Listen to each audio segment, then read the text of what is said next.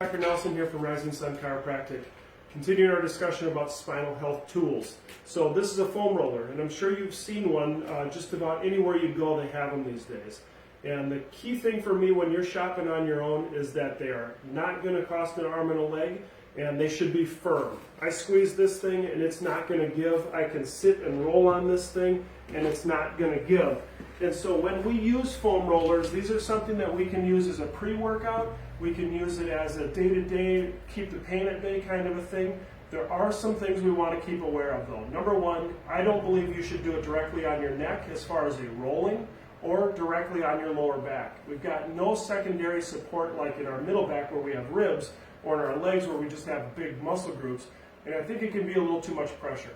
The other thing is if you're doing rolling and it's causing pins and needles or kind of a numbness, you are hurting a nerve and should stop doing that right away. That is a be careful kind of a scenario. And finally, you can overdo it. And so just like any other therapy, short bursts are more productive than you spending hours on a foam roller.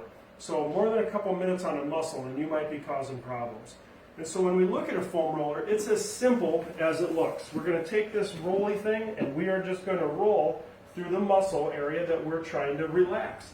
Now as I do this, I'm looking for spots that are a little more tense or sore, and I'm going to spend just a little extra time on it. Now there are in your legs spots, like right on that pant seam, that's going to always hurt. There's a tendon there that we don't necessarily want to roll, so just be careful. It's not going to get better. It's just going to stay sore, so stay above or below it. When you look at your spine, we can do two things. We have a big one here that you can kind of lay on and let your body open up and just roll side to side against those spinal muscles. Or you can turn it sideways, and as long as I start where my ribs are, I can then just kind of roll my back out. And this is something that can be really good for just loosening up the joints of your spine in a pretty safe way.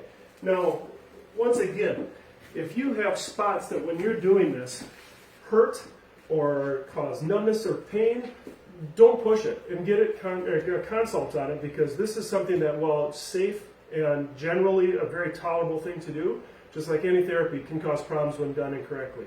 So if you have questions or want some quick handout on how to foam roll different body parts, comment below and we'll get you an easy thing to follow, and we hope you have a great day.